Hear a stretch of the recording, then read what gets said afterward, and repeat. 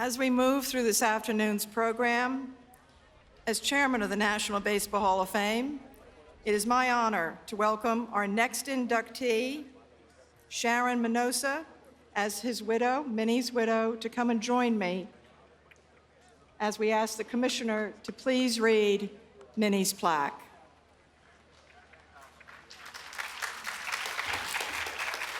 Saturnino Orestes Armas Ariada Minoso, New York, NL, 1946 to 48.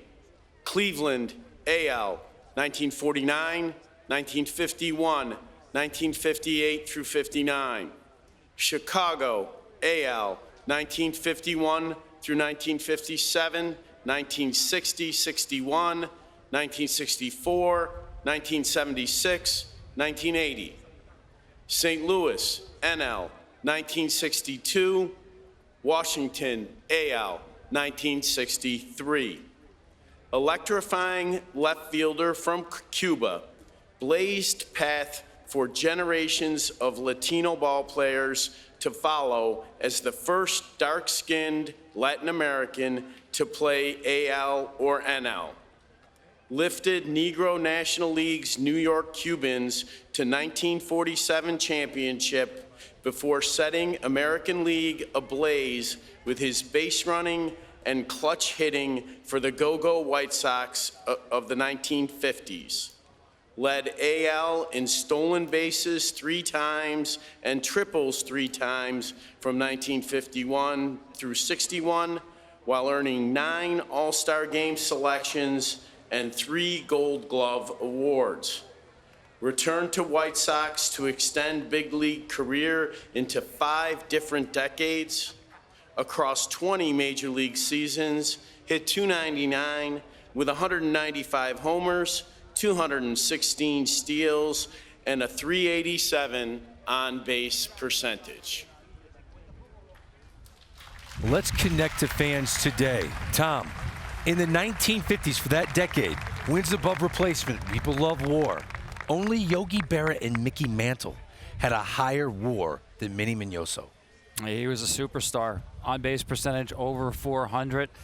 And we talked about when he arrived on the scene in Chicago, he turned that franchise around. The attendance doubled because of his infectious energy and the way he played baseball. Stealing bases, getting on base, making things happen. He was only about 5'8". He wasn't a big man in stature. And I told this earlier, but in 1990, when we went into Chicago, he actually took batting practice. And he was still hitting the ball. You know, you heard on the plaque, he played 5 decades. Yeah. That's incredible. Now we'll hear from his widow, Sharon.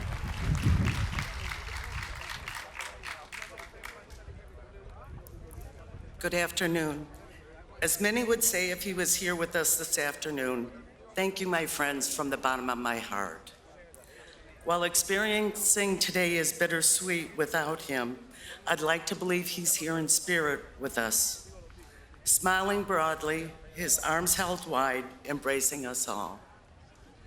I'd like to begin by thanking the Hall of Fame, Jane Forbes Clark, Josh Rowich, John Shesta, Whitney Horn, also the Hall of Fame Board of Directors and staff who've made us all feel so welcome.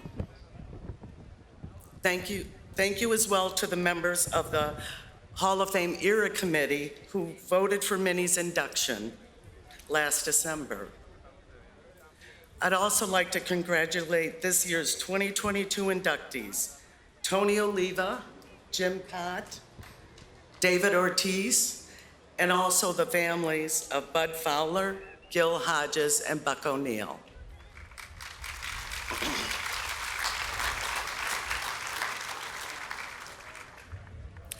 And I think that all of you on this stage would agree with Minnie when he would say that baseball has been very, very good to me. On behalf of Minnie, as well as our whole family, we'd like to thank the Chicago White Sox organization. Thank you for your kindness and support, especially Jerry Reinsdorf, Howard Weiser, Scott Reifert, Joe Simmons, and also Christine O'Reilly. I consider Christine Minnie's work wife and appreciated all of her help over the years in keeping Minnie organized with his appearances and many requests. It truly took a village to care for my husband. Thank you to all the players and families who befriended Minnie and our family over the many years.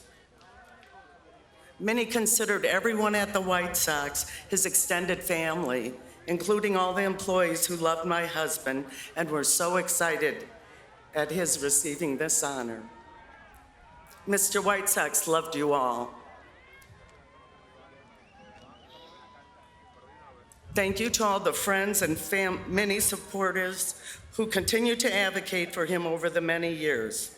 Bob Kendrick of the Negro League Hall of Fame, Joe Pisnasky, Bill James, Orlando Cepeda, Adrian Burgo, and Eduardo and Tony Perez. The list is simply too long to include everyone, but know we love and appreciate you all. Thank you to Bill Veck and his family for signing Minnie to Cleveland's franchise, where he became the Major League's first Afro-Latino player. During the Go-Go Sox era of the 50s, Minnie fell in love with the city of Chicago, and the White Sox fan returned the love over and over again. Our family would like to offer a special acknowledgement to Chuck Comiskey and the Comiskey family, as well as Minnie's teammates, Billy Pierce, Nellie Fox, Louis Aparicio, Chico Carrascal, Moose Scourin, Jim Landis, and Jungle Jim Rivera, who all were so kind and helpful towards Minnie when he first arrived in the United States while playing in the major leagues. We also send our love to Ron Kittle, who Minnie mentored during Ron's early career and referred to Minnie as Papa Minnie.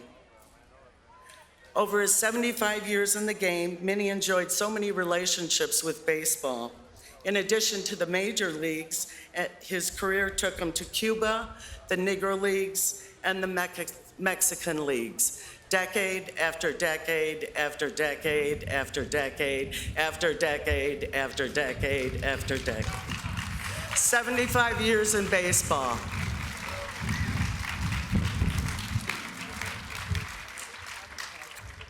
Minnie enjoyed a very special bond with his countrymen. Players like Jose Cardinal, our son Charlie's godfather, Louis Tian, and our fellow inductee, Tony Oliva.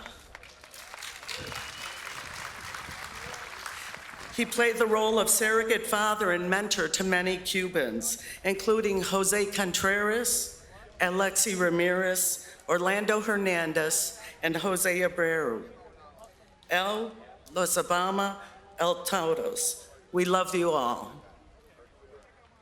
While Minnie's been inducted to other esteemed halls of fame, including Cuba and the Dominican Republic, it would have meant the world to Minnie to see this day and be here himself, knowing he was inducted to Cooperstown Hall of Fame alongside baseball's greatest players. And what makes today's recognition especially bittersweet is that Minnie faced many obstacles to arrive at this day. As a dark-skinned Afro-Latino in the height of segregation, he knew of the racial and cultural challenges that he would endure coming to the United States. He tolerated them so he could play professional baseball and fulfill his own American dream. Little did he know as a pioneer that he was opening doors for countless others behind him, some of them who sit proudly on the stage. As a youngster growing up in Cuba, Minnie learned an important lifelong lesson from his parents. Regardless of the situation, respond to negativity as a gentleman. When an opposing pitcher came up and intentionally threw a fastball at Minnie's head, the very best reply Minnie had was to have a big smile on his face and hit a line drive to outfield. Through it all, Minnie was never bitter, despite the many injustices and hardships he faced. Today's honor bestowed upon Minnie is most appropriate, not only as a Hall of Fame player, but Minnie was always a gentleman and Hall of Fame person, off the field and in the community. Minnie loved people who they were as individuals, and he would say, "We should all love and respect each other, no matter our color or differences." He was a great ambassador for the game of baseball in the city of Chicago. Baseball was his life. He was proud to wear his uniform, to come to the ballpark every day, to greet fans with a smile and sign autograph after autograph. Some people believe that Minnie signed an autograph for every man, woman, and child in the Windy City. I'd like to acknowledge Minnie's children and grandchildren, our son, Charlie Rice-Miñoso, Minnie's daughter, Marilyn Macias, and spouse, Astrubal, and grandchildren, Yvette and Astrubal Jr. Also his daughter, Cecilia, and spouse, Herb, and grandson, Lorenzo.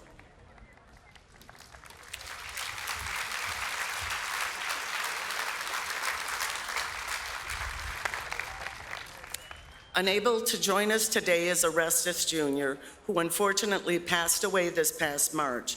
Orestes played with his dad in the Mexican League in the winters in the 1970s, and sadly, he did not get to see his dad's induction ceremony today. Second to the number of autographs Minnie signed is the amount of food he cooked. Holidays and family gatherings with Minnie were filled with delicious Cuban food and messy kitchens, which his daughters and I were left cleaning up. He would also have hours of domino marathons with his son-in-law and grandsons. During the winter time, Minnie and I would have very competitive domino games between the two of us. These were some of my fondest memories and fun times with him. Playing dominoes in front of the fireplace, our dog Jules at our feet under the table, his favorite cowboy movie on, and also him having something cooking in the kitchen too.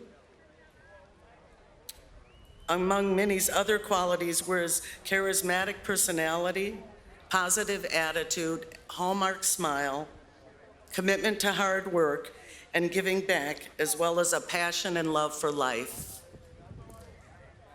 From a humble ranch in Cuba to the National Baseball Hall of Fame, what a way to honor such a remarkable life lived and to service to the sport he loved. Minnie was proud to be Cuban, to be an American and a professional baseball player. He also would have been so very proud to be a Hall of Famer. A big thank you to the baseball fans, and especially those Chicago White Sox fans who joined us today to cheer for Minnie one more time as he receives this fantastic honor. If Minnie were here today, he would also say to all of you, thank you from the bottom of my heart. And he certainly would add, God bless you, my friends. On behalf of my husband, Minnie, and the entire Minoso family, we thank you.